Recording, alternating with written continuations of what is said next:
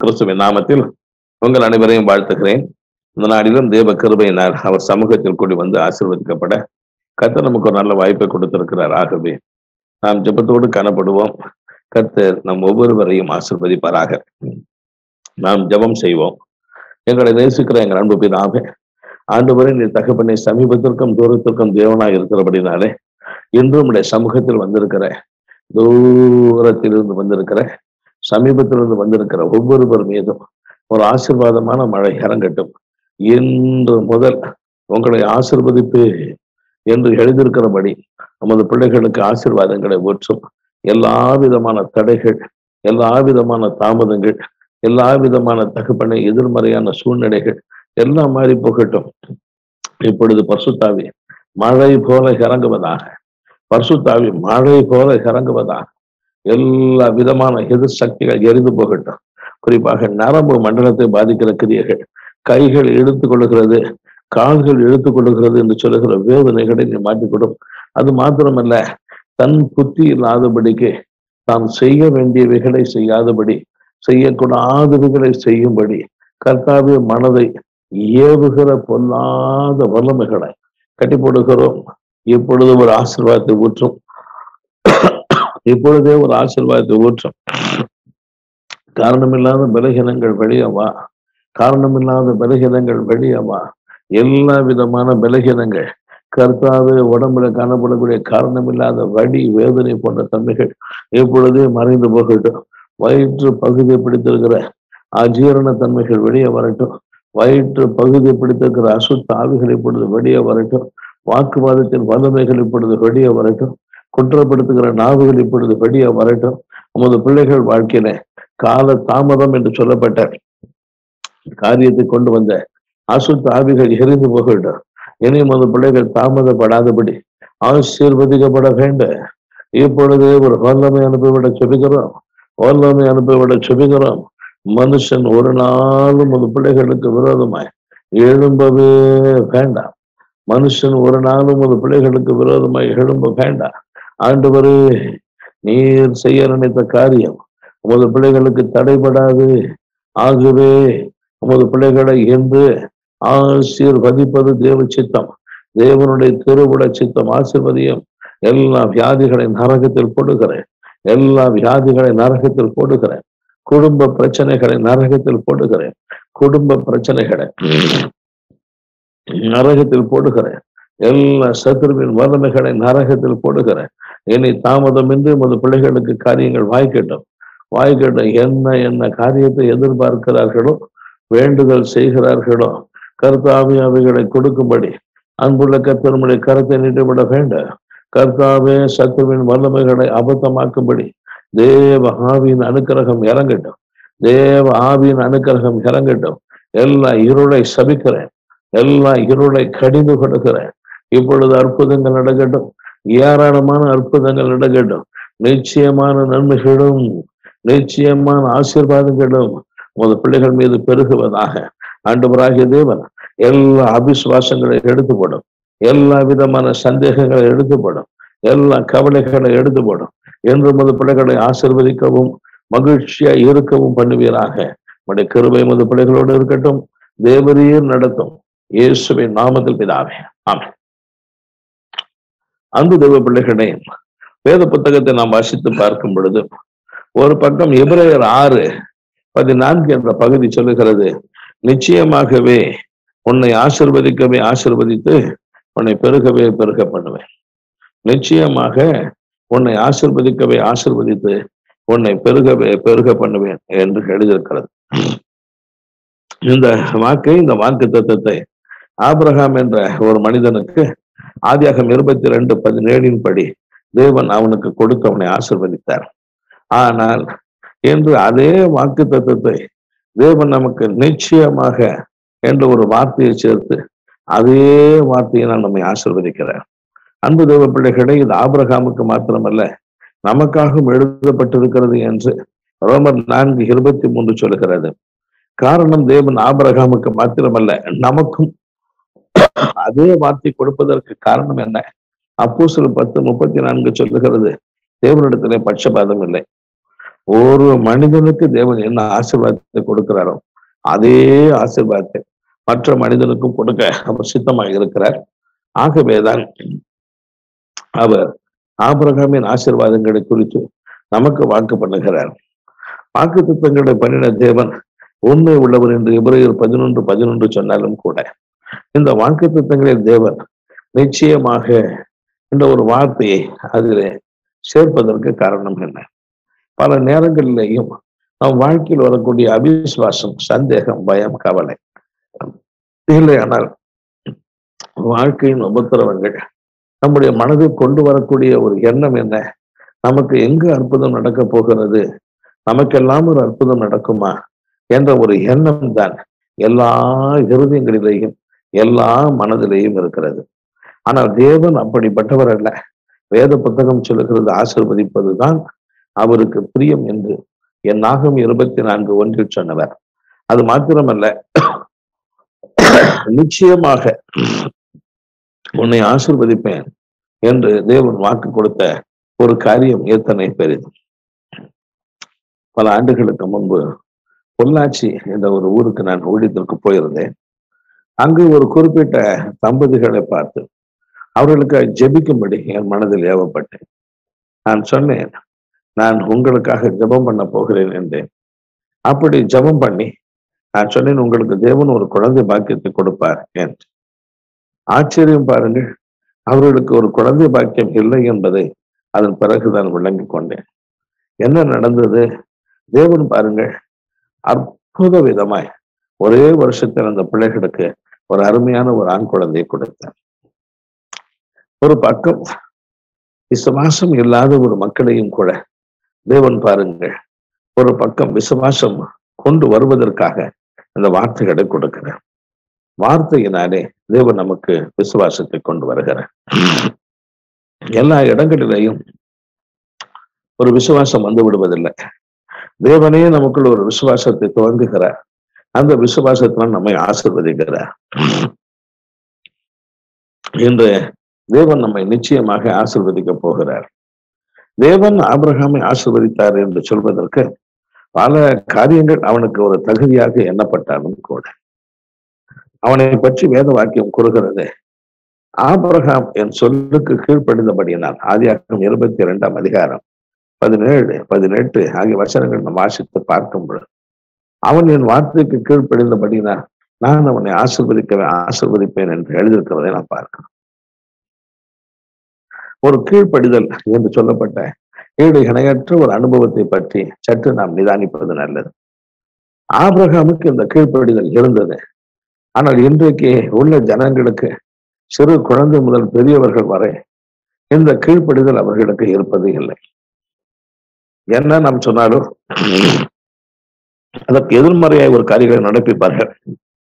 அதன் நிமித்தம் அவர் வாழ்க்கையில தடைகளும் போராட்டங்களும் தோன்றும். இந்த கீழ்ப்படிதலை பற்றி என்ன? ஒரு மனிதன் அவனுடைய இருதயம் எப்படிப்பட்டது என்று சொல்லும் பொழுது எரேமியா 17:9 சொல்லுகிறது, கிறுக்கு உள்ளது, கேடுபாடு நிறைந்தது. ஆக இந்த மனிதன் என்ன செய்கிறான்? எபேசியர் 2:2-3 வசனத்தின்படி தன் மனதும் மாம்சமும் விரும்பினபடியெல்லாம் அவன் காரியங்களை நடப்பித்து அவன் தேவ கோபாக்கனையின் பிள்ளைகளாக இருக்கிறான். ஆதாம் ஏவாள் புசிக்க கூடாது என்ற கனியை புசித்தவுடன் தேவ கோபம் உண்டது. தேவன் அவர்கள் தன்னோடு கூட இராதபடி அந்த ஏதேன் என்ற தோட்டத்தை விட்டு விரட்டினார். அவர்கள் தேவனை விட்டு விலகி வாழ வேண்டிய சூழ்நிலை பார்த்து இன்றைக்கு கீழ்ப்படியாமையினால் தேவனுடைய ஆசீர்வாதத்தை இழந்து போன அதே தேவ ஜனம் கீழ்ப்படுகிற ஒரு அனுபவத்தினால் தேவனுடைய ஆசீர்வாதத்தை பெற்றுக்கொள்ளும்படி தேவன் ஒவ்வொருவருக்கும் இரக்கமுள்ளவராய் மாறினார். எப்படி ஒரு கீழ்ப்படிதலை தேவன் நமக்கு கொடுத்து நம்மை ஒரு ஆசீர்வாதத்திற்கு வழிநடத்துகிறார் என்று யோசிக்கும் பொழுது ஆதியாகமம் 12:1 வசனத்தில் ஆபிரகாமை பார்த்து சொல்லும் பொழுது, உன் தேசத்தை விட்டு இனத்தை விட்டு உன்னுடைய தகப்பன் வீட்டை விட்டு நான் காண்பிக்கும் தேசத்திற்கு நீ போ, அங்கு நான் உன்னை ஆசீர்வதிப்பேன் என்று அவனை கானானுக்கு அனுப்பி வைத்தார்.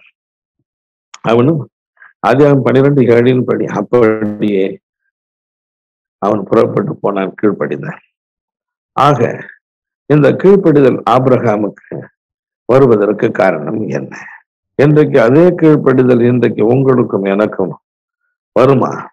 அன்பு தேவஜனமே, வேத புத்தகத்தில் பிலிப்பியர் 1 அதிகாரம் 5 வசனத்தை வாசித்து பார்க்கும் பொழுது அங்கு வேதம் சொல்லுகிறது, தேவன் நம்மில் நற்கிரியை தொடங்கினவர். தேவன் நம்மில் நற்கிரியை தொடங்கினவர்.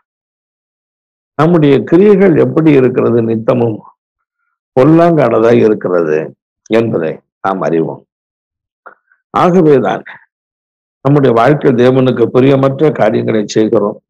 அதன் நிமித்தம் நம் பாடுகளை அனுபவிக்கிறோம், உபத்திரவங்களை அனுபவிக்கிறோம். ஆனால் இந்த ஆபிரகாம் கீழ்ப்படிந்தது போல இந்த நீங்களும் நான் கீழ்ப்படிவதற்கு ஆண்டவர் நமக்கு நற்கிரியைகளை தோன்ற பண்ணுகிறார்.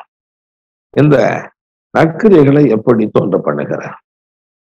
சுவிசேஷம் உங்களுக்கு அறிவிக்கப்பட்ட நாள் முதல் உங்கள் வாழ்க்கையில் தேவன் என்ன செய்கிறார்? அந்த சுவிசேஷத்தினர் உங்களுக்குள் பாருங்கள், ஒரு புதிய ஒரு மாற்றத்தை கொண்டு வருகிறார். தேவனை பற்றிய ஒரு வார்த்தை எபிரேயர் 4:12 படி வல்லமை உள்ளது என்று எழுதியிருக்கிறது. தேவனுடைய வார்த்தை வல்லமை உள்ளது. இந்த வார்த்தை ஆவியாகவும் ஜீவனுமாகவும் இருக்கிறது. இந்த வார்த்தை என்ன செய்கிறது?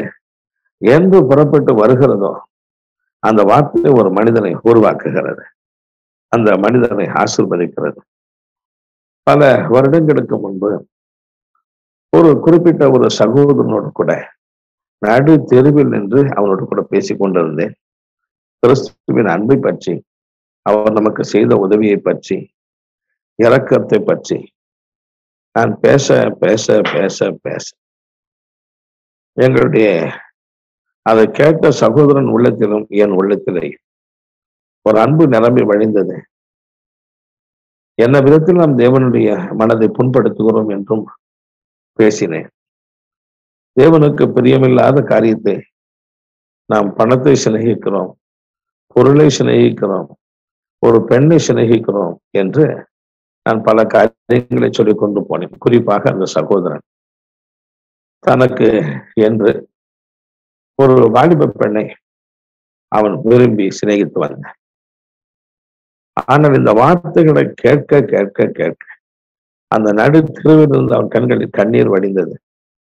அதை பேசும் பொழுது என் கண்களிலும் கண்ணீர் வடிந்தது. அப்பொழுது என்னையும் அறியாமல் ஒரு ஜெபம் பண்ணுகிறேன் என்று ஒரு ஜெபத்தை செய்தேன். நான் அந்த இடத்தை விட்டு கடந்து போனேன். என்ன ஆச்சரியம்! அந்த இடத்தை விட்டு கடந்து போன அந்த தம்பி நேரா அந்த பெண்ணை பார்த்து சொன்னான், நான் உன்னை நேசிக்கவில்லை, நான் இயேசுவை நேசிக்கிறேன் என்ற. அதன் பிறகு அந்த பெண்ணோடு எந்த கடுகளவு அவன் ஒரு பழக்க வழக்கம் இல்லாமல் அவளை விட்டு விலகினான். ஆச்சரியம்! என்று அவன் நல்ல ஒரு வருமானம், நல்ல ஒரு மனைவி, நல்ல பிள்ளைகள், நல்ல ஒரு ஊழியம் என்று சிறப்பான நிலைமையில் ஆசீர்வாதம் பெற ஒரு பெரிய காரியத்தை நான் செய்து விடவில்லை. கிறிஸ்துவின் அன்பை பற்றி அவனோடு பேசினேன். நான் பேசின அந்த கிறிஸ்துவை பற்றி ஒரு வார்த்தை அவனை உருவாக்கிற்று. அதுவரை பாவத்திற்கு கீழ்ப்படிந்த மனது, பாவத்திற்கு அல்ல கிறிஸ்துவுக்கு கீழ்ப்படியும்படி அந்த இருதயத்தை தேவன் ஆசீர்வதித்தார். இதை பற்றி நான் 2 கொரிந்தியர் 5:17 சொல்லும் பொழுது, ஒருவன் கிறிஸ்துவுக்குள் இருந்தால் புது சிருஷ்டியாய் இருக்கிறான், பழையன எல்லாம் ஒழிந்தன, எல்லாம் புதிதாய். வேத வார்த்தைகளை நாம் வாசிக்கும் பொழுது இந்த வார்த்தைகள் நமக்கு கொடுக்கக்கூடிய ஒரு அனுபவம் தான் நம்மை புதிய சிருஷ்டியின் அனுபவம், மறு ரூபத்தின் அனுபவம், நம்மையும் அறியாமல் தேவனுக்கு கீழ்ப்படுகிற ஒரு அனுபவத்தை நமக்கு கொண்டு வருகிறது. என் 21 வயதில் கிறிஸ்துவை பற்றி கீழ்ப்படி கேள்விப்பட்டேன். அன்றுதான் முதல் முறையாக கிறிஸ்து என் உள்ளத்தில் வந்த என் வாழ்க்கையை மாற்றினார், கேட்ட பாபங்களை மாற்றினார். என் வாழ்க்கையில் தாமதமின்றி அவரை பின்பற்றுகிறவனாய் மாறினேன். என் வாழ்க்கையில் தேவனுக்கு என்ன பிரியமோ அதைதான் செய்ய வேண்டும், மற்றவர்களை நடப்பிக்க கூடாது என்று எல்லா விதமான தவறான காரியங்களை எடுத்து வெளியே போட்டு கிறிஸ்துவை பின்பற்றுகிற மனுஷனை மாறினேன். ஒரே வாரத்தில் ஜெயில் தண்டனிலிருந்து தேவன் விடுதலை கொடுத்தார். என் வாழ்க்கை மாறினது. நான் ஆசீர்வாதம் பெற்றேன். இன்று ஒரு கீழ்ப்படியாத ஒரு கடினமான ஒரு மனிதனுடைய வாழ்க்கை தேவன் ஒரு கீழ்ப்படிதலை கொண்டு வர விரும்புகிறார். ஒரு கீழ்ப்படிதலை கொண்டு வர விரும்புகிறார். ஆக அன்பு தேவச்சனமே, நீங்கள் நானும் வேத வசனத்தை வாசிக்கும் பொழுது, அந்த வேத வசனத்தை கேட்கும் பொழுது, வேத வசனத்தினால் நமக்குள் வரக்கூடிய தேவ பிரசன்னம் இல்லையானார் தேவாதி தேவன் நம்மை புதிதான பாத்திரமாய் உருவாக்குகிறார். எப்படிப்பட்ட பாத்திரமாய்? கீழ்படிக்கிற ஒரு பாத்திரமாய். ஆகவேதான் எப்படி கீழ்ப்படியாமையினால் நம் வாழ்க்கையை அழித்துக் கொண்டோமோ, ஆனால் இப்பொழுது நாம் படிதலினாலே நாம் என்ன செய்கிறோம்? இந்த ஆசீர்வாதத்தை பெறுகிறோம். பிலிப்பியர் 2:12 என்ற பகுதி நீங்கள் வாசிக்கும் பொழுது, உங்களுடைய ரட்சிப்பு நிறைவேற நீங்கள் பிரயாசப்படுங்க. உங்களுடைய ரட்சிப்பு நிறைவேற நீங்கள் என்ன செய்ய வேண்டும்? கீழ்ப்படிந்து உங்கள் ரட்சிப்பு நிறைவேற பிரயாசப்பட வேண்டும். ஆக நம்முடைய வாழ்க்கையில் கீழ்ப்படிய தேவனை நம்பி கீழ்ப்படிய நம் வாழ்நாள் எல்லாம் ஆசீர்வாதம். நமக்கு நடப்பதெல்லாம் அற்புதம். என் 21 வயதில் தேவன் அவருடைய வார்த்தையினால் எனக்கு ஒரு புதிய மாற்றத்தை கொண்டு வந்தார். நான் ஆசீர்வதிக்கப்பட்டேன். தென் செகண்ட்லி, இரண்டாவதாக, அதோடு முடிந்து போவதில்லை. ஆண்டவராகிய தேவன் நோவா என்ற ஒரு மனிதனை தெரிந்து கொண்டார். அவன் மீது தம்முடைய இரக்கத்தை, அன்பை வைத்தார். ஆதியாகமம் 6:8-9 ஆகிய வசனத்தின்படி அவன் தேவனோடு சஞ்சரித்துக் கொண்டிருந்தான். தேவனுடைய கண்களில் அவனுக்கு கிருபை கிடைத்தது. அப்படி தேவனோடு சஞ்சரித்த அவன் வாழ்க்கை ஒரு பக்கம் ஆதியாகமம் 7:1 படி அவன் உத்தமனும் நீதிமானுமாய் இருந்தான். ஆக மற்ற அந்த நாட்களில் வாழ்ந்த மக்கள் எல்லாம் ஒரு பக்கம் புசித்து குடித்து மனம் போல வாழ்ந்து தங்கள் வாழ்க்கையை நாசமாக்கி கொண்ட ஒரு ஜனங்களாய் இருந்த போதிலும் கூட இந்த நோவா தேவனோடு சஞ்சரித்து வாழ்ந்தபடினால் அவன் தேவனுக்கு பிரியமான ஒரு பாத்திரமாக இருப்பான். ஆக ஒரு நேரம் வந்த பொழுது, ஒரு காலம் வந்த பொழுது தேவன் இந்த உலகத்தை, பாவம் செய்த உலகத்தை அழிக்க சித்தமானார். ஜல பிரளயத்தினால் அழிக்க சித்தமானார். ஆனால் நோவாவை தேவன் அழிக்க சித்தமாக இருக்கவில்லை. அவனையும் அவன் நிமித்தம் அவனுடைய மனைவி பிள்ளைகளையும், அது மாத்திரமல்ல 3 மகனுக்கு நியமிக்கப்பட்ட மறு மகள்களையும் தேவன் ரட்சிக்க சித்தமானார். ஆக ஒரு பெரிய பழையை செய்ய வைத்தார். அதற்குள் அவனை வைத்து அடைத்தார். சுத்தமான அசுத்தமான அநேக மிருகங்களை சேர்த்துக் கொள்ள சொன்னார். என்ன சொன்னாரோ அப்படியே செய்தார். என்ன சொன்னாரோ. எப்படி இந்த நோவாவால் தேவனுக்கு கீழ்ப்படிய முடிந்தது? தேவனோடு சஞ்சரிக்க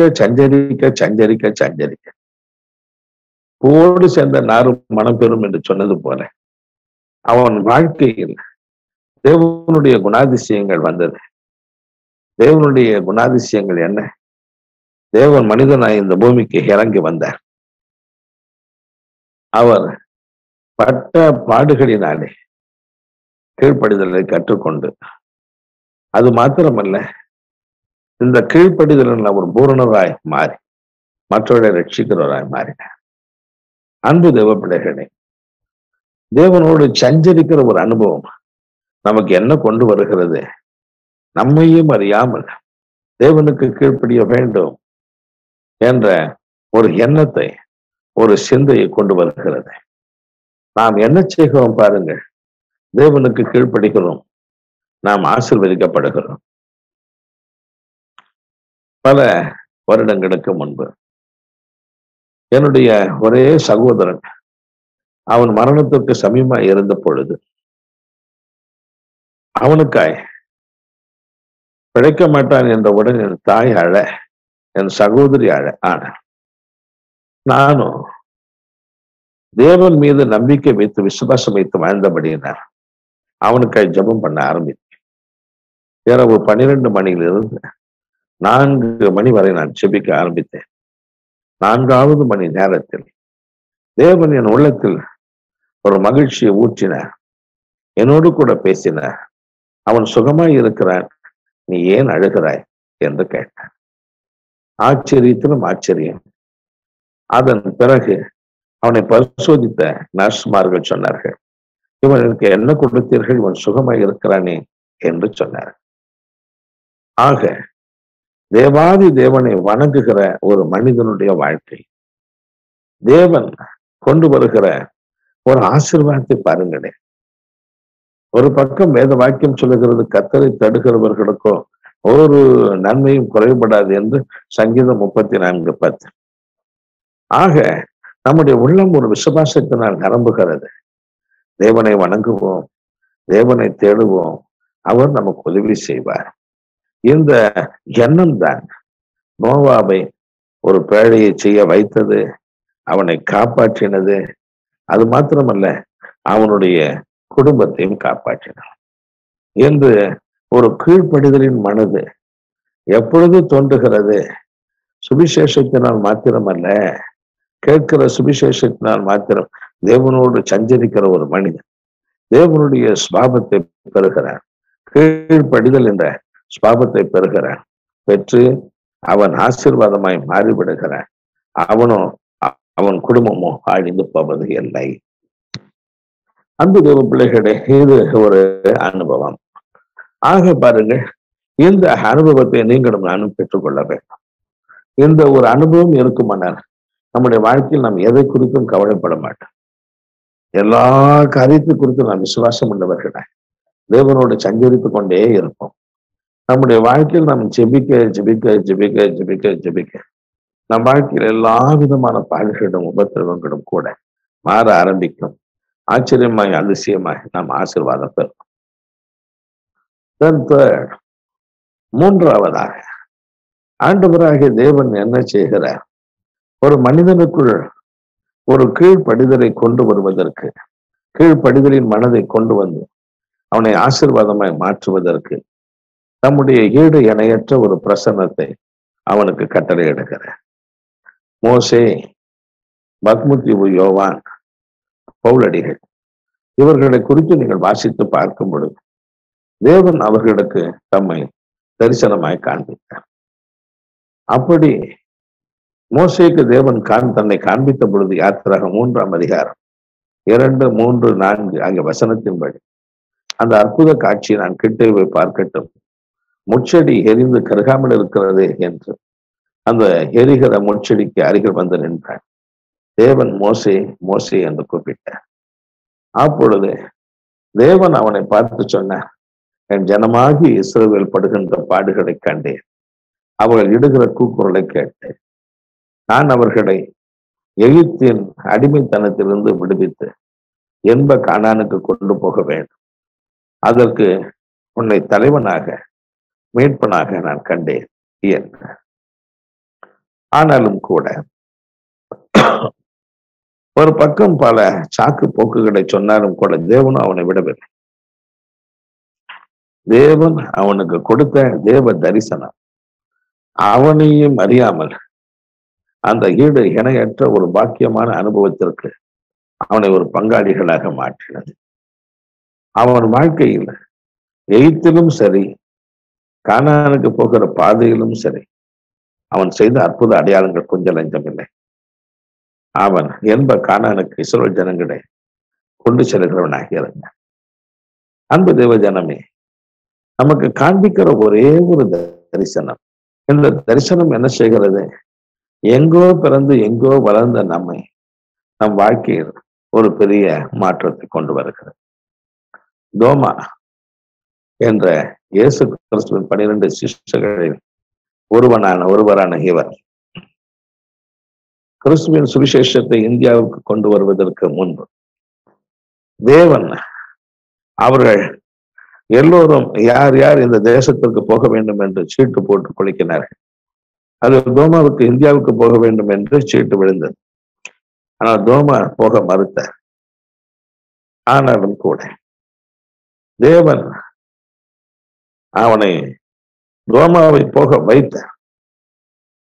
எப்படி போக வைத்தார்? ஒரு தேவ தரிசனத்தை அவனுக்கு கொடுத்தார். ஒரு நாள் இந்திய தேசத்தில் இருக்கக்கூடிய ஒரு மன்னன் ஒரு அருமையான ஒரு வீடு ஒன்றை கட்ட வேண்டும் என்று ஆசைப்பட்டான். கேரள மாநிலத்தை சேர்ந்த அந்த மன்னன் அவன் தனக்கு தெரிந்த ஒரு யூத வியாபாரியிடத்தில் சொன்னான், நல்ல ஒரு வீடு கட்டுகிற ஒரு ஆர்கிடெக்ட் ஒரு மனிதன் இருந்தால் சொல்லுகிறேன். அது போல அவன் இஸ்ரவேல் தேசத்தில் பேசிக் கொண்டிருக்கும் பொழுது ஆண்டவராகிய தேவன் அவனோடு கூட பேசினார். சாதாரண ஒரு மனிதன் பேசுவது போல பேசினார். என்னிடத்தில் ஒரு அடிமை இருக்கிறான், அவன் நன்றாக இந்த வீடு கட்டுவான், இந்த கட்டட வேலைகளை செய்வான் என்றார். அவன் யார் என்று கேட்ட பொழுது இந்த தோமாவை தூரத்திலிருந்து கை காட்டினார். அவன் என்னுடைய அடிமை என்று சொன்னான். அவனும் கூட இந்த ஆண்டவராகிய தேவன் அவனை தன்னுடைய அடிமையை அந்த மனிதனுக்கு விற்று போட்டான். விற்று போட்டவுடன் அவன் போய் விசாரித்தான், நீங்கள் இயேசுவுக்கு அடிமையாக என்று கேட்டான். ஆமாம் என்றார். அதோ நிற்பவர் உங்கள் எஜமானன் தானே என்று கேட்டார். தூரத்தில் தோமா அவரை பார்த்த பொழுது அவர் இயேசு என்று கண்டு கொண்டது மாத்திரமல்ல, ஆம் அது என்னுடைய எஜமான் தான் என்றார். அவர் உங்களை விற்று போட்டார், நீங்கள் இந்தியாவிற்கு என்னோடு கூட வருவீர்கள் என்றார். மனவேதனையோடு தோமா அந்த காரியத்தை அங்கீகரித்துக் கொண்டார். மறுநாள் கப்பலில் அவர் பயணம் செய்ய ஆரம்பித்த பொழுது அவனுக்கு அருகில் இயேசு தோன்றினார். அவனை பார்த்து சொன்னார், நீ இந்தியாவுக்கு போ, நான் உன்னோடு கூட வருவேன், உன்னை கொண்டு அற்புதங்களை செய்வேன் என்று அவனை விற்ற பணத்தை அவன் கையில் கொடுத்தார். நீ போய் என்றார். இந்த தேசத்திற்கு வந்தான். அவன் பெரிய காரியங்களை செய்தான். அப்படி பெரிய காரியங்களை செய்வதற்கு அவனை வழிநடத்தினது அவனுக்கு அருளப்பட்ட தேவ தரிசனம். அவனுக்கு அருளப்பட்ட தேவ தரிசனம். பவுலடிகளுக்கு ஒரு தேவ தரிசனம் அருளப்பட்டது. தமஸ்குக்கு போகிற வழியில் பெரிய வெளிச்சத்தை கண்டான். ஏன் என்னை துன்பப்படுத்துகிறாய் என்று அந்த குரல் கேட்டது. நேர் யார் என்று கேட்டான். நேர் துன்பப்படுத்துகிற இயேசு நானே என்றார்.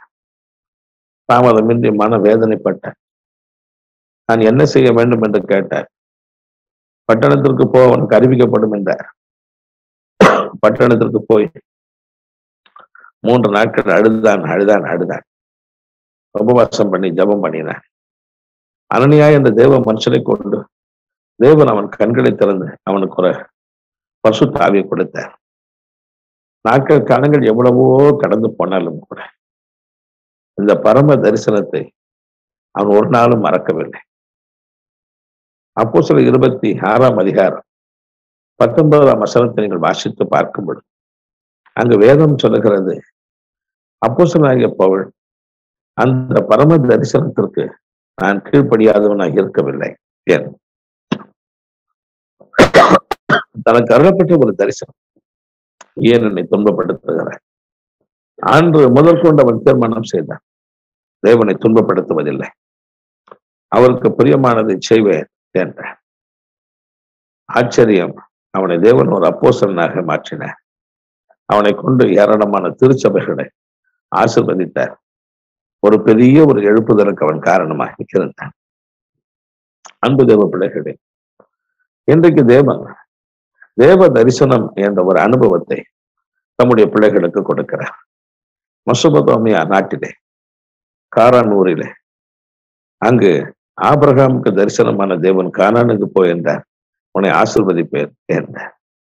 அது போலத்தான் தேவன் பாருங்கள், எல்லா ஜனத்திற்கும் தன்னை காண்பிக்க விரும்புகிறார், அவர்களை ஆசீர்வதிக்க விரும்புகிறார்.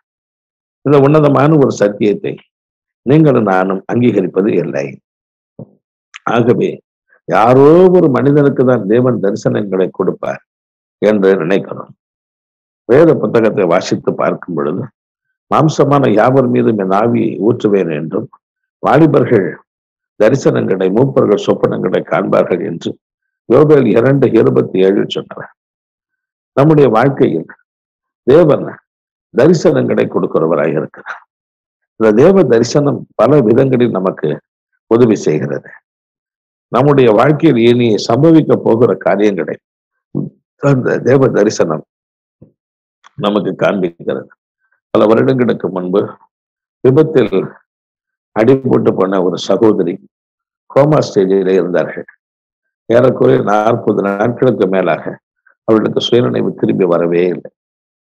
ஒரு நாள் இந்த சகோதரிக்காக ஜெபம் பண்ண போயிருந்த பொழுது ஒரு அசுத்த ஆவிന്റെ கரம் அந்த சகோதரியின் தலையை பிடித்திருப்பதாக கண்டேன்.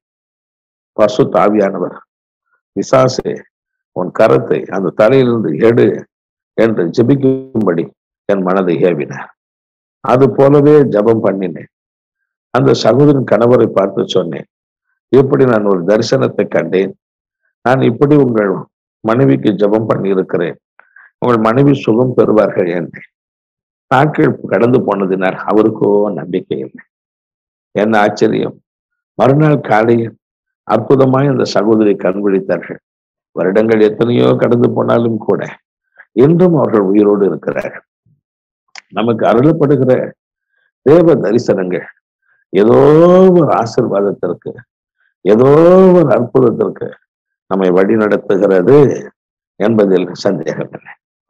ஆகவே அன்பு தேவ ஜனமே, இன்றைக்கு நீங்களும் நானும் பாருங்க, ஒரு சரியான ஒரு தேவ தரிசனத்திற்காக நாம் காத்திருப்பது நல்லது. அப்போஸ்தலனாகிய பவுல் தாமதமின்றி 3 நாட்கள் உபவாசம் என்று ஜெபித்த பொழுது தேவ தரிசனத்தினால் அவன் சோகம் அடைவதை அவன் அறிந்து கொள்ளவில்லையா? அதே போல எவ்வளவோ தேவ மனிதர்கள் தேவ தரிசனத்தினால் ஆசீர்வாதம் பெறவில்லையா? இந்த தேவ தரிசனம் ஆபிரகாமுக்கு அருளப்பட்டது. இந்த தரிசனம் ஒன்றுதான் அவன் வாழ்க்கையில தேவனை விசுவாசிக்க பண்ணினான். அது வரை பாருங்கள், அவனுக்கு அப்படி ஒரு விசுவாசம் உண்டு என்று இந்த தரிசனத்தை கண்டான். அதன் பிறகு அவனுக்குள் ஒரு மலை போல, ஒரு சிங்கம் போல ஒரு விசுவாசம் எழும்பினது. பல வருடங்களுக்கு முன்பு ஒரு குடிகாரனுக்கு மனைவியாய் இருந்த ஒரு சகோதரி, அவனுடைய கொடுமை தாங்க முடியாமல் தற்கொலை செய்து மாண்டு போக எவ்வளவோ விரும்பினாலும் கூட சுற்றிச்சூழ இருக்கிறவர்கள் அவளை காப்பாற்றினார்கள். ஆனாலும் தற்கொலை செய்து சாக வேண்டும் என்று எண்ணி ஒரு நாள் இரவு 12 மணி அளவில் தன்னுடைய 3 பிள்ளைகளை கூட்டிக் கொண்டு ஊருக்கு வெளியில் போனாள். அவள் தன்னுடைய 3 பிள்ளைகளை தன் வயிற்றோடு சேர்த்து கட்டினாள். மூத்த மகன் சொன்னான், அம்மா, நீங்கள் வேண்டுமானால் செத்து போங்க, என்னை மட்டும் விட்டு விடுங்கள் என்று கெஞ்சினார். ஆனால் அவள் சொன்னாள், தெய்வம் ஒன்று என்று இருந்தால், நம்மை காப்பாற்றுகிற தெய்வம் என்று ஒன்று இருந்தால் அது நம்மை காப்பாற்றிட்டு, இல்லையானால் நாம் இந்த உலகத்தில் வாழவே கூடாது என்று அந்த கிணற்றுக்குள் பாய்ந்தார். ஆச்சரியம், அதிசயம்! அந்த கிணற்றின் அடிப்பகுதியில் இவர்கள் அடிபட்டு நொறுங்கி சாவதற்கு முன்பு ஒரு கரம் அவர்களை தாங்கினது. அவர்கள் அத்தனை பேரையும் மேலே கொண்டு வந்து போட்டது. பெரிய வெளிச்சமட்டை கண்டாள். அந்த வெளிச்சத்தில் இயேசு தன்னை காண்பித்தார். அவர் சொன்னார், நான் தான் இயேசு. தெய்வம் ஒன்று இருந்தால், காப்பாற்றுகிற தெய்வம் ஒன்று இருந்தால் அது நம்மை காப்பாற்றட்டும், இல்லையானால் வாழவே கூடாது என்று சொன்னேன். உன்னை காப்பாற்றுகிற தெய்வம் வந்திருக்கிறேன். என்ன ஆச்சரியம்! அந்த ஒரு தரிசனத்திற்கு பிறகு அந்த சகோதரி ஈடு இணையற்ற ஒரு தேவ ஊழியக்காரியாக அற்புத அடையாளங்களை எவ்வளவோ செய்த ஒரு தேவ மனுஷியாக மாறினார். ஒரே ஒரு தரிசனம் அந்த பெண்ணை அவ்வளவு ஒரு வல்லமை உள்ள ஒரு தீர்க்கதரிசியாக பிரயோஜனமான ஒரு மகளாய் மாற்றிவிட்டு, இன்றைக்கு அப்படித்தான் தேவன் தம்முடைய தரிசனத்தை உங்களுக்கு கொடுக்க விரும்புகிறார். இந்த தேவ தரிசனங்கள் பொதுவாக எப்பொழுது நடைபெறுகிறது என்று பார்க்கும் பொழுது அதில் பல காரியங்களை சொல்லலாம். ஒன்று, உபவாசித்து ஜெபம் பண்ணும் பொழுது தானியேலுக்கு 9ஆம் அதிகாரம் 21 முதல் அந்த அதிகாரம் முடிய தேவ தூதன் ஒருவன் அவனுக்கு தரிசனமாகி அவனோடு கூட பேசினான். தேவன் என்ன சொன்னார் என்பதை அவருக்கு சொன்னார். அவனுடைய உள்ளத்தில் ஒரே மகிழ்ச்சி. தேவ தரிசனம் உபவாசித்து ஜெபிக்கிற பிள்ளைகளுக்கு அருளப்படுவது எத்தனை அற்புதம் பாரு. இரண்டாவதாக, தேவ தரிசனம் எப்பொழுது அருளப்படுகிறது? ஏசாயா 6ஆம் அதிகாரம் ஏறக்குறைய 1 முதல் 8 வரை உள்ள வசனங்களை வாசித்து பார்க்கும்படு, நான் ஒரு அசுத்த உதடு உள்ள ஒரு மனுஷன் என்று தன் பாவங்களை அறிக்கையிட்டு கதறி அழுத அந்த ஏசாயாவுக்கு தேவன் ஒரு பரிசுத்த வாழ்க்கை மாத்திரமல்ல, அந்த பரிசுத்த வாழ்க்கைக்குரிய ஆசீர்வாதமாகி மத்தேயு 5:8 சொல்லுகிறது, இருதயத்தில் சுத்தமுள்ளவர்கள் பாக்கியவான்கள், அவர்கள் தேவனை தரிசிப்பார். தேவன் அவனுக்கு தன்னை காண்பித்தார். அதன் பிறகு அவன் ஏடு இணையற்ற தேவ மனுஷனாய் தீர்க்கதரிசியாய் மாறினான். பாவங்களை அறிக்கையிட்டு ஜெபம் பண்ணும் பொழுது தேவன் அவனுக்கு தன்னை காண்பிக்கிறார். உபவாசித்து ஜெபிக்கும் பொழுது தேவன் தம்மை அவனுக்கு காண்பிக்கிறார். வேறு ஒரு விதத்தில் சொல்லப்படும் பொழுது, வெளிப்படுத்தும் விசேஷம் 1ஆம் அதிகாரம் 10ஆம் வசனத்தின்படி, கர்த்தருடைய நாளில் நான் ஆவிக்குள்ளானேன் என்று திவ்ய வாசகனாக்கி யோவான் சொல்லும் பொழுது, பரிசுத்த ஆவியினால் நிரப்பப்பட்ட அந்த யோவான் அவனுடைய செவியிலே தேவனுடைய குரல் கேட்டது, நான் அல்பா, நான் ஒமேகா, நான் முந்தினவர், நான் பிந்தினவர். அது போல அவன் அந்த குரல் கேட்ட திசையை திரும்பி பார்த்த பொழுது பொன் மயமாய் இருக்கிற ஒருவரை கண்டான். ஒரே ஆச்சரியம். அவருடைய முகத்தை பார்த்தான். வல்லமே பிரகாசிக்கிற சூரியனை போல இருந்தது. அவருடைய தலையை பார்த்தான், பெண் பஞ்சை போல இருந்தது. அவருடைய கண்களை பார்த்தான், அக்னி ஜுவாலை போல இருந்தது. அவருடைய கால்கள் கைகளை பார்த்தான், உழைக்களத்தில் காய்ச்சப்பட்ட வெண்கலம் போல இருந்தது. அவருடைய சத்தத்தை கேட்டான், பெரு வெள்ளை இறைச்சலை போல இருந்தது. ஆனால் அவனை பார்த்தவுடன் சேர்த்தவனை போல விழுந்தான். அவனை தட்டி எழுப்பினார், யோவான், நான் தான், பயப்படாதே என்றார். அவனுக்குள்ள இருந்த கலக்கம், அவனுக்குள்ள இருந்த பயம், அவனுக்குள்ள இருந்த திகழ் எல்லாம் ஓடி போனது. தெய்வமே வந்து விட்டார், எனக்கு உதவி செய்வார் என்ற நிச்சயத்தை பெற்றார். அது மாத்திரமல்ல, அவனை பார்த்து சொன்னார், நீ சம்பவிக்க போகிற காரியங்களை நான் உனக்கு அறிவிக்க போகிறேன். ஆகவே நீ ஒரு புஸ்தகமாக இனி சம்பவிக்க போகிற காரியங்களை எழுதுவாய். அதை வாசிக்கிறவன், கேட்கிறவன், கை கொடுக்கிறவன் பாக்கியவனாய் இருப்பார். ஏன் அந்த ஒரு தரிசனம் என்று வாழ்கிற ஒரு மனிதனுக்கு ஆசீர்வாதமாய் அவனை மாற்றிவிடவில்லையா? ஆக தேவ தரிசனத்தினுடைய மேன்மை எவ்வளவு பெரிது, எவ்வளவு பெரிது, எவ்வளவு பெரிது. ஆக இன்றைக்கு இந்த தேவ தரிசனங்களை தேவன் எல்லா ஜனத்திற்கும் கொடுக்கத்தக்கதாக தம்முடைய பரிசுத்த ஆவியை எல்லோருக்கும் வாக்கு பண்ணி இருக்கிறார். ஆகவே என்று வாழ்கிற உங்களுக்கு தேவ தரிசனங்களை தேவன் கொடுப்பார். இது ஒரு பக்கம். ஆன்மீக வரங்களை நீங்கள் பெற்றுக்கொண்டால், ஞானத்தை போதிக்கும் வரம், அறிவை உணர்த்துகின்ற வரம் என்ற 2 வரங்கள் இருக்கிறது. இந்த வரங்கள் என்ன செய்யும்? நம்மோடு கூட எப்பொழுதும் பேசுகிறதாக இருக்கும். நமக்கு தேவ தரிசனங்களை காண்பிக்கிறதாக இருக்கும். சாதாரணமாய் நீங்கள் இருக்கும் பொழுது, ஜெபம் பண்ணும் பொழுது இந்த வரங்கள் உங்களுக்கு சொல்லிக் கொடுக்கும். ஏன் இந்த பிரச்சனை வந்தது, இந்த பிரச்சனை எப்பொழுது தீரும் என்று சொல்லிக் கொடுக்கும். நீங்கள் தேவ தரிசனத்தை பெறுவீர்கள். ஆச்சரியமாய், அதிசயமாய், மற்றவர்களுக்கு ஒரு ஆசீர்வாதமாய் மாறி போவீர்கள். இதை பற்றி நாம் பேசிக்கொண்டு போனால் எவ்வளவோ பேசிக்கொண்டு போகலாம். ஆக ஒரு மனிதனுக்கு தேவன் தம்மை காண்பிக்க விரும்புகிறார். எதற்கு? அவன் பிறகு அவன் ஈடு இணையற்ற ஒரு மனிதனாய் மாறுவதற்கு. அந்த ஆபிரகாமுக்கு தேவன் தன்னை காண்பித்த பிறகுதான் ஆபிரகாமுக்கு இந்த விசுவாசம் வந்தது, இந்த தேவனை நம்பும் நம்பிக்கை வந்தது. ஆகவேதான் ஆதியாகமம் 15:6-7 ஆகிய வசனத்தின்படி அவன் கர்த்தரை விசுவாசித்தான் என்று எழுதியிருக்கிறது. கர்த்தரை விசுவாசித்து அவனுக்கு தேவன் என்ன கொடுத்தார்? ஆதியாகமம் 24:1 படி, 35 படி எல்லா விதத்திலும் அவனை ஆசீர்வதித்தார். ஒரு செல்வ செழிப்பை அவனுக்கு கொடுத்தார். அது மாத்திரமா, யாக்கோபு 2:23 படி அவன் தேவனுடைய சிநேகிதன் என்று அழைக்கப்பட்டான். அவனுடைய வாழ்க்கை மாறினது, அவனுடைய சுபாவம் மாறினது. அந்த ஒரு தரிசனம் தேவனுடைய அன்பை அவனுக்கு கொண்டு வந்து கொட்டினது. சோதம் குமர பட்டணத்திற்காக அழுதான், தன் சகோதரன் லோத்துவுக்காக அழுதான். ஆக அவனை ஒரு தீர்க்கதரிசியாக மாற்றினான். அன்பு தேவ ஜனமே, தேவன் அருளுகிற ஒரே ஒரு தரிசனம் உன்னை எவ்வளவு விசேஷித்தவனாய் மாற்றும் என்பதை நான் விளங்கி கொண்டால் நல்ல.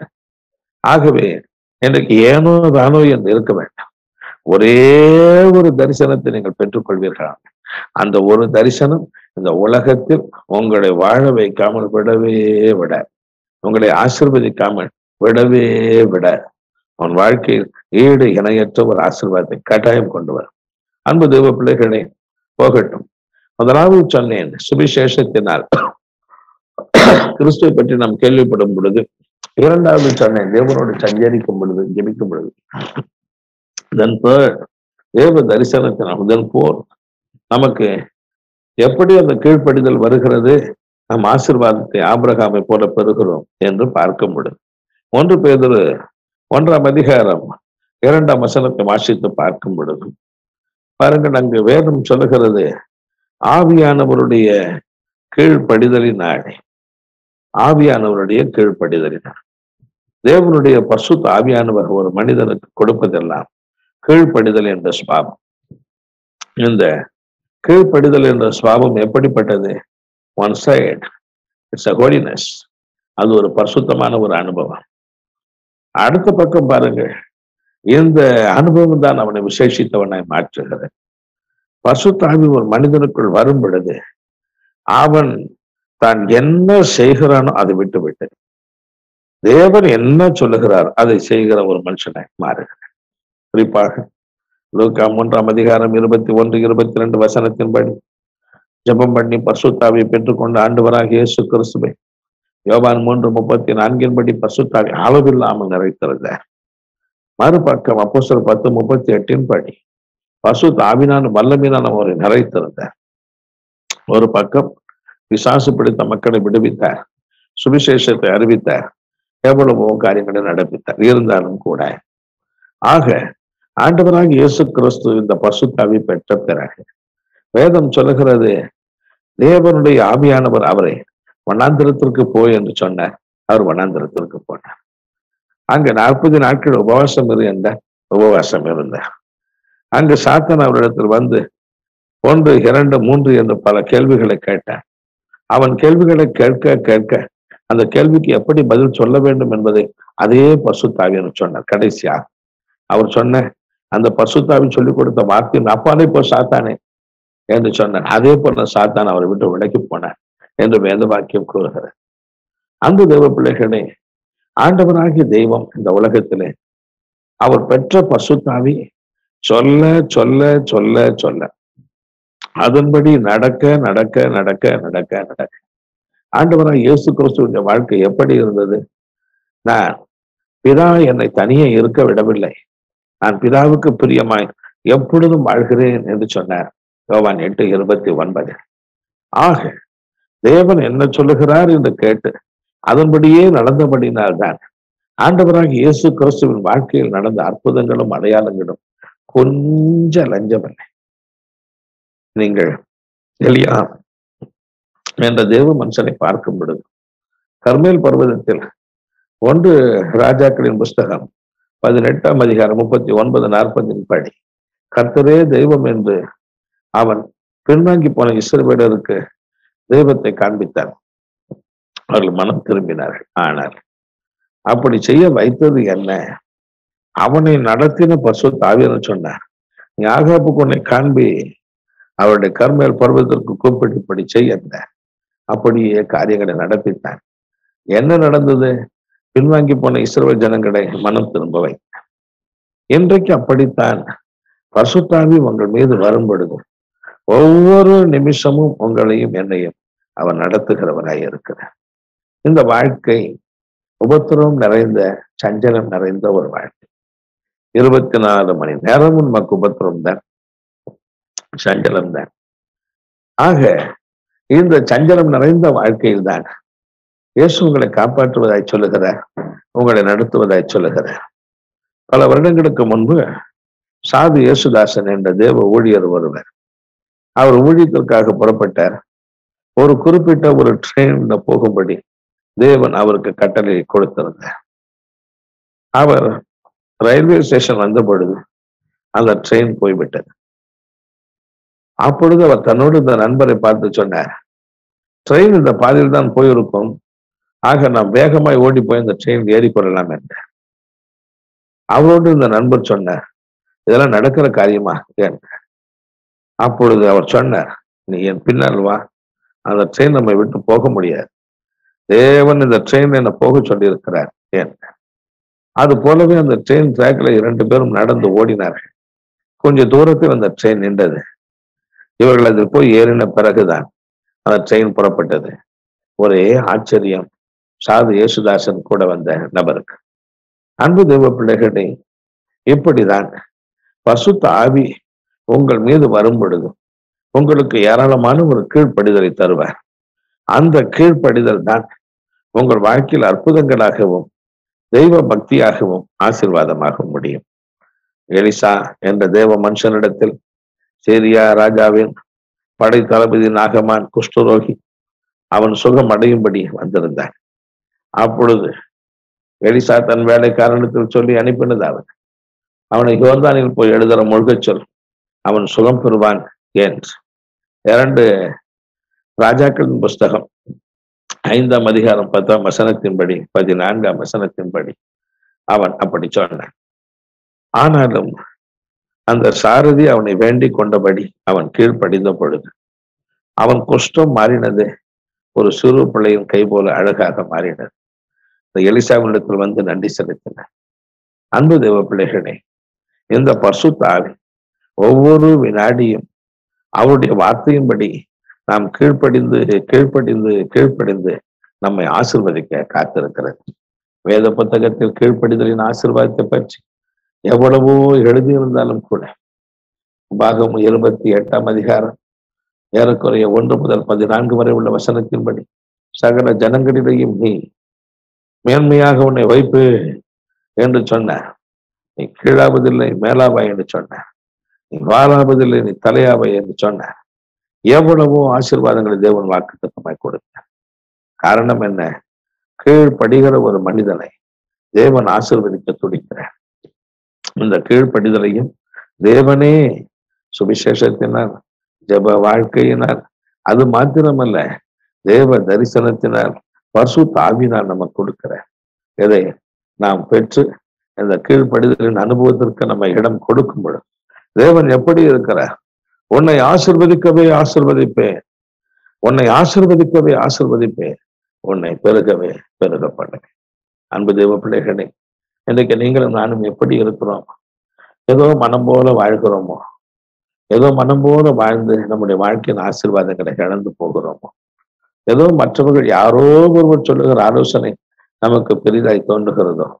தேவ மனுஷர்கள், தேவ தீர்க்கதரிசிகள் பரிசுத்த ஆவியினால் சொல்லக்கூடிய வார்த்தைகளை நாம் அல்ல தட்டி விடுகிறோம் என்று நாம் யோசித்து பார்ப்போம். என்று தேவ சமூகத்தில் அதிகமாய் சஞ்சரிக்க கற்றுக்கொள்வோம். இந்த தேவனுடைய ஆசீர்வாதத்தை நிச்சயமாக உன்னை ஆசீர்வதிக்கவே ஆசீர்வதிப்பேன் என்ற கீழ்ப்படுகிற நமக்கு தேவன் கொடுக்கிற இந்த ஆசீர்வாதத்தை நாம் இன்று பெற்றுக்கொள்வோம். இப்பொழுது தேவன் நம் மீது ஒரு வல்லமை அனுப்புவார், நம்மை ஆசீர்வதிப்பார், நம்ம ஈடு இணையற்ற நன்மையை நாம் முடிசூட்டுவார். ஒரு வினாடி கண்களை மூடி நாம் ஜெபம் செய்து தேவனுடைய ஆசீர்வாதத்தை, இந்த வருஷத்திற்கு ஒரு ஆசீர்வாதத்தை கீழ்ப்படிதல் நாம் பெற்றுக்கொள்வோம். கர்த்தர் நம்மை ஆசீர்வதிக்கட்டும். நாம் ஜெபம் செய்வோமா? ஜெபி.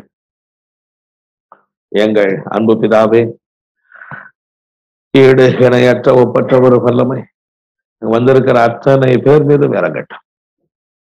மனுஷன் அப்பத்தினால் மாத்திரமல்ல, தேவனுடைய வாயிலிருந்து புறப்படுகிற ஒவ்வொரு வார்த்தையினால் படைப்பான். தேவனுடைய வாயில் புறப்படுகிற ஒவ்வொரு வார்த்தைக்கு கீழ்ப்படிதலினால் பிழைப்பான். இப்பொழுது வானம் திறந்திருக்க வேண்டும். எந்த மனுஷனையும் பிரகாசிப்பிக்கிற மெய்யான ஜீவ ஒளி இப்பொழுது அக்னி இறங்கட்டும். இப்பொழுது அக்னி இறங்கட்டும். வந்திருக்கிற அத்தனை பேர் மீதும் அக்னி இறங்கட்டும். மது பிள்ளைகள் காத்திருப்பது என்ன? சோர்ந்து போவது என்ன? வெட்கப்பட்டு போவது என்ன? மது பிள்ளைகள் வெட்கப்பட்டு போவது என்ன? கடந்த வருடங்கள் 2019, 2020, 2021 கொடிய கொரோனா வியாதினால் ஐயோ உலகம் அடிந்து போனது. நாங்கள் பாடுபட்டு போனோம். ஆனால் இந்த வருடத்தை எங்களுக்கு ஆசீர்வதிக்கும்படி எங்களை கரம் பிடித்திருக்கிற தெய்வம் இப்பொழுது உடைய பாதத்துல விழுகிறோம், உடைய பாதத்துல விழுகிறோம், உடைய பாதத்துல விழுகிறோம், உடைய பாதத்துல விழுகிறோம், உடைய பாதத்துல விழுகிறோம். எல்லா சர்ப்பங்கள் எரிகிற ஒரு நேரம், எல்லா அசுத்த ஆவிகள் எரிகிற ஒரு நேரம். பயப்படாதிருங்கள். கீழ்ப்படியாமை என்ற ஒரு அனுபவத்தை கொண்டு வருகின்ற சர்ப்பங்களை கடிந்து கொடுக்கிறோம். சர்ப்பங்களை கடிந்து கொடுக்கிறோம். இயற்கைக்கு அப்பாற்பட்ட ஒரு வல்லமை கரங்கட்டும். எல்லா சர்ப்பங்களை கடிந்து கொடுக்கிறோம். எல்லா சர்ப்பங்களை கடிந்து கொடுக்கிறோம். சர்ப்பங்களை கடிந்து கொடுக்கிறோம். தன் வழி தன் சித்தம் என்று சொல்லப்பட்ட ஸ்வாபங்கள் இப்பொழுது ஒவ்வொருவரை விட்டு விலகி போக வேண்டும். ஒவ்வொருவரை விட்டு விலகி போக வேண்டும். ஒரு காலத்தை போல இன்று போல இனியோ ஒருவரும் இருக்கக்கூடாது. பரிசுத்தாவி மழை போல ஊட்டப்படுவதாக. பரிசுத்தாவி மழை போல ஊட்டப்படுவதாக. எந்த மனுஷனையும் பிரகாசிக்க பண்ணுகிற மெய்யான ஜீவ ஒளி ஒவ்வொருவர் மீதும் இறங்கட்டும். ஒவ்வொருவரை கீழ்ப்படிதலில் கர்த்தாவே மனது சிந்தை ஒருவன் கிறிஸ்துவுக்குள் இருந்தால் புது சிருஷ்டியாகி இருக்கிறான். பழையன ஒழிந்தன, எல்லாம் ஒழியட்டும். பழையன ஒழியட்டும். பழைய சுவாபம் ஒழியட்டும். பழைய சிந்தை ஒழியட்டும். கடின தன்மைகள் ஒழியட்டும்.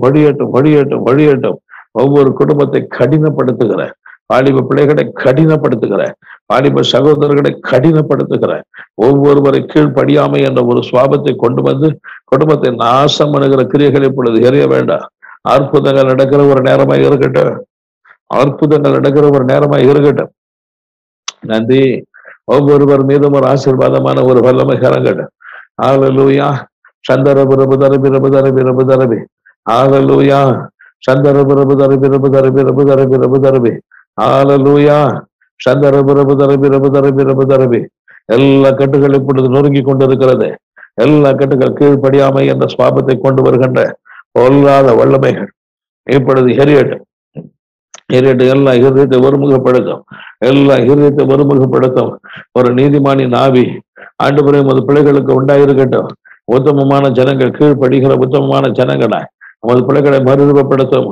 தமஸ்குக்கு போகிற வழியிலே ஒரு சவுலை பவுலாக மாற்றின தெய்வம் இன்று இந்த பிள்ளைகளை கீழ்ப்படிதல் உள்ள பிள்ளைகளாய் மாற்றும்படி வல்லமை கரங்கட்டும். எல்லா கட்டுகள் நொறுங்கட்டும். இப்பொழுது அந்த நிகழ்ச்சியை பார்க்கிற அத்தனை பேர் மீதும் ஒரு விடுதலை நாவி கரங்கட்டும்.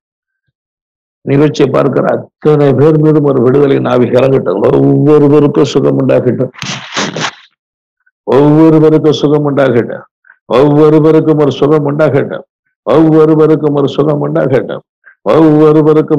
உண்டாகட்டும். எல்லாம் வியாதிய நரகத்தில் அனுப்புகிறேன்.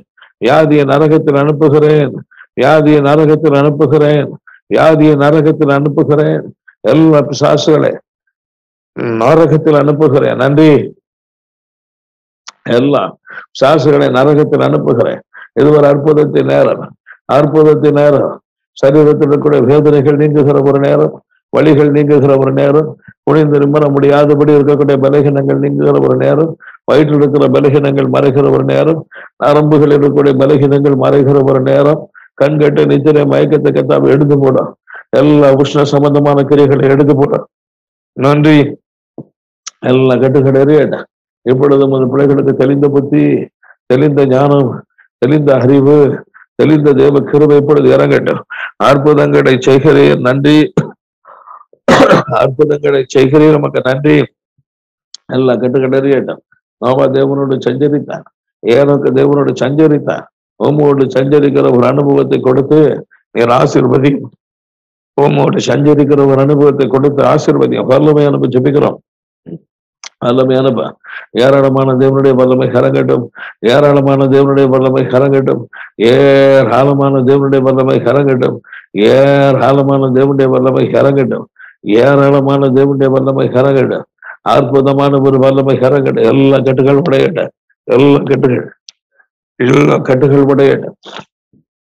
நமது பிள்ளைகள் காத்திருக்க வேண்டாம். எல்லாருக்கும் அற்புதங்கள் நடக்கிறோம். விசுவாசிக்கிறவனுக்கு எல்லாம் கூடும். எல்லா வியாதிகளை பொழுது வெளியே வரட்டும். குடும்ப பிரச்சனைகள் வெளியே வரட்டும். பிரிவினை ஆவிகள் வெளியே வரட்டும். நன்மைகளுக்கு தடைகள் தாமதங்கள் வெளியே வரட்டும். என்ன காரியங்கள் இதுவரை கைகூடி வரவில்லையோ அது வரட்டும் வரட்டும் வரட்டும் வரட்டும் வரட்டும். ஆசீர்வாதமான மழை இறங்கட்டும். ஒவ்வொருவருக்கும் கண் திறக்கப்பட்ட ஒரு அனுபவத்தை தாரும். பிரகாசமான மன கண்களை தாரும். ஆவியின் கண்களை தாரும். ரகசியங்களை அறியும் ஞானத்தை தாரும். ஆண்டவரை தேவ தரிசனங்களை பார்க்கும்படி ஆண்டவரை ஞான திருஷ்டியின் அனுபவத்தை தார். வல்லமை அனுப்ப. எல்லா கட்டுகளை உடைக்கிறேன். நன்றி நன்றி நன்றி நன்றி நன்றி நன்றி நன்றி. எல்லா கட்டுகளை உடைக்கிறேன். அற்புதங்கள் நடக்கட்டும். அற்புதங்கள்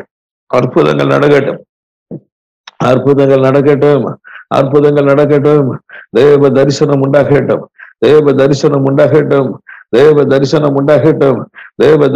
ஆழமான தேவ தரிசனம் உண்டாகட்டும். மோசேக்கு உண்டான தரிசனத்தை போல ஆழமான ஒரு தரிசனம் உண்டாகட்டும். ஆண்டவரே, ஒரு சிநேகிதனோடு பேசுவது போல ஆண்டவரே மோசையோடு பேசின தெய்வமே மது பிள்ளைகளோடு பேசும். ஏற்க அப்பாற்பட்ட ஒரு வல்லமை இறங்கட்டும். இது ஒரு கட்டுகளை உடைக்கிற ஒரு நேரம். கட்டுகளை உடைத்து விட வேண்டும். இப்பொழுது எல்லா கட்டுகள் உடையட்டும். எல்லா கட்டுகள் நடக்க முடியாதபடி இந்த கால்களை பிடித்திருக்கிற கட்டுகள் உடையட்டும். நடக்க முடியாதபடி கால்களை பிடித்திருக்கிற கட்டுகள் உடையட்டும். ஆண்டவரை நிற்க முடியாதபடி, தன் வேலை செய்ய முடியாதபடி பலகீனப்படுத்தி வைத்திருக்கிற கட்டுகள் உடையட்டும். எல்லா ரத்த சம்பந்தமான பலகீனங்கள் எல்லாம் மறையட்டும். ரத்தத்தில் இருக்கக்கூடிய கூறுகள் எல்லாம் சுகமாகட்டும். எல்லா வியாதியை சபிக்கிறேன்.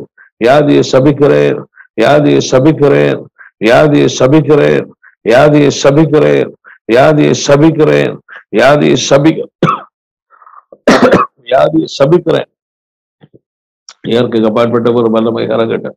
ஆச்சரியமான ஒரு வல்லமை, அற்புதமான ஒரு வல்லமை கரங்கட்டும். பூரணமான ஒரு வல்லமை கரங்கட்டும். பரிபூரணமான ஒரு வல்லமை கரங்கட்டும். ஏராளமான தேவனுடைய வல்லமை கரங்கட்டும். அற்புதங்களின் சக்தி கரங்கட்டும். அன்பு பிதாவே, பரிசுத்த ஆவியினாலே கர்த்தாவே அற்புத அடையாளங்களை செய்கிற தெய்வம், பரிசுத்த ஆவியினாலே கீழ்ப்படுகிற இயேசுவு கொடுத்தது போல ஆண்டவரே, இங்க இருக்கிற பிள்ளைகள் அத்தனை பேருக்கு தார். அத்தனை பேரும் ஆண்டவரை பரிசுத்த ஆவியாகி கீழ்ப்படுகிற ஆவி உண்டாகட்டும். அற்புத அடையாளங்களை செய்கிற ஒரு தேவனுடைய ஆவி உண்டாகட்டும். எல்லா ஜனங்களுக்குள்ள இப்படி ஜீவன் பாய்ந்து போகட்டும். எல்லா ஜனங்களுக்குள் அற்புதங்கள் நடக்கட்டும். போகலாம், உன் வேலைக்காரன் பிழைத்திருக்கிறான், நீ போகலாம், உன் குமாரன் பிழைத்திருக்கிறான். அற்புதங்கள் நடக்கிற ஒரு நேரமாய் இருக்கட்டும். எல்லா அசுத்தாவிகளை துரத்துகிறேன். ஏதேன் தோட்டத்தில் கீழ்ப்படியாமையினால் வந்த சாபம் இப்பொழுது கர்த்தாவை கீழ்ப்படுதலினான். நீர்மது பிள்ளைகளை ஆசீர்வதிக்கிறபடினாலே ஸ்தோத்திரம். ஒவ்வொருவர் மீது ஒரு ஆசீர்வாதமான மழை இறங்கட்டும். ஒவ்வொருவர் மீது ஒரு ஆறுதல் மழை இறங்கட்டும். ஒவ்வொருவர் மீது ஒரு தகப்பனை ஒரு விஷயம் மனதில் பெரிய ஒரு சமாதான மாறுதல் இறங்கட்டும். சகல வேதனை கண்டிங்கட்டும். இந்த ரட்சணையினால் இந்த அனுக்கிரக காலம் மிக அதிகமாய் அற்புதங்களை செய்து விடுவதற்காய் ஸ்தோத்திரம். ஸ்தோத்திரம்.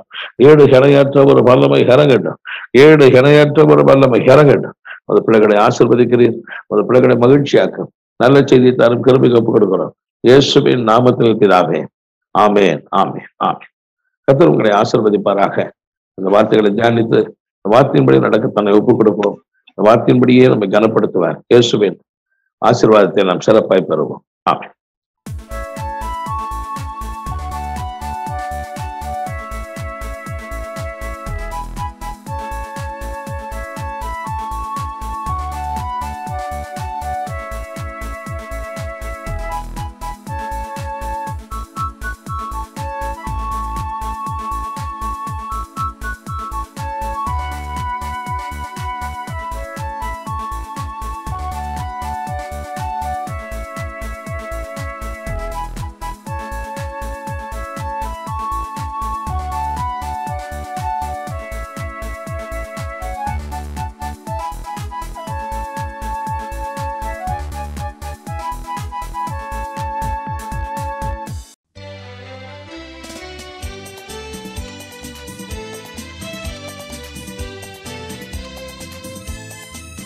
உள்ளத்தில் பிறக்கிறதெல்லாம் இரக்கம், மனது உருக்கு. மாத்தாலும் மரியாலும் மலம் பொழுது ஆண்டவர் கண்ணீர் வடித்தார்.